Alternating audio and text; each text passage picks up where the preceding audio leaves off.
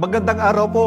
Itinatanong po ng iba sa amin ng mga Iglesia ni Cristo na hindi raw ba ang sinabi ng Panginoong Jesucristo sa Juan 10:30 na ako at ang Ama ay iisa, ay nangangahulugang sila ay isa sa pagiging Diyos? Mga mahal na kaibigan, hindi po ang kahulugan nito ay isa sila sa pagka-Diyos. Hindi naman po sinabi ng Panginoong Jesucristo sa talatang ito na ako at ang Ama ay iisang Diyos. Pakinggan ninyo ang nabanggit na talata dito po sa Juan 10:30. Ako at ang Ama ay iisa. Mga mahal na kaibigan, hindi rin po ang kahulugan nito ay iisa po sila sa bilang. Sapagkat sinabi po ng Panginoong Jesucristo sa Juan 8:16, there are two of us, I and my Father. Batay po sa Juan 8:16. Ang pagpapakahulugan sa talatang Juan 10:30 na ang Ama at si Kristo ay isa sa pagiging Diyos ay maling pakahulugan sapagkat magkaiba po ang kanilang likas na kalagayan. Ano po bang likas na kalagayan ng Diyos? Sa Juan 4:24, mababasa natin, ang Diyos ay Espiritu. Samantalang, mababasa natin sa Juan 8:40 na pahayag mismo ng Panginoong Jesucristo na siya po ay tao. Ano po ba ang pagkakaiba ng likas na kalagayang Espiritu sa likas na kalagayang tao? Ganito po ang paliwanag mismo ng Panginoong Jesucristo sa Lucas 24:39. Tingnan ninyo ang aking mga kamay at ang aking mga paa. Ako rin nga.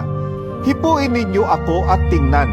Sapagkat ang isang espiritu'y walang laman at mga buto na gaya ng inyong nakikita na nasa akin. Maliwanag po ang pagkakaiba. Ang espiritu po ay walang laman at mga buto, hindi po nakikita. Ang Panginoong Jesucristo ay tao, may laman at may buto, kaya hindi po sila iisa sa pagiging Diyos sa likas na kalagayan. Kung gayon, mga mahal na kaibigan, sa ano po ba iisa ang Panginoong Jesucristo at ang Ama?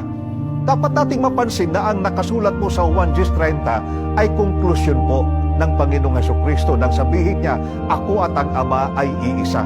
At may pinanggalingang mga premise po ito. May konteksto po ang talatang ito. Ganito po ang mababasa natin sa mga sinundang talata. Juan 10:28, 29, tapos itutuloy natin ang 30. Ganito po ang pahayag.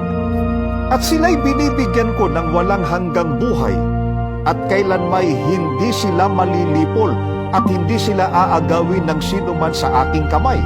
Ang aking Ama na sa kanila ay nagbigay sa akin ay lalong dakila kaysa lahat. At hindi sila maaagaw nino man sa kamay ng Ama. Ako at ang Ama ay iisa. Kaya sa mga talatang ito, ipinaliliwanag po ng Panginoong Jesucristo na ang mga tupa o ang tunay na alagad ay inaalagaan niya at ipinagmamalasakit niya. Hindi sila maaagaw ng sino man mula sa kanyang kamay. Hindi rin sila maaagaw ni numan mula sa kamay ng Ama. Kaya mga mahal na kaibigan, ang Ama at ang ating Panginoong Jesucristo ay iisa o nagkakaisa sa pag-aalaga at pagmamalasakit sa tupa. Hindi po iisa sa pagiging Diyos.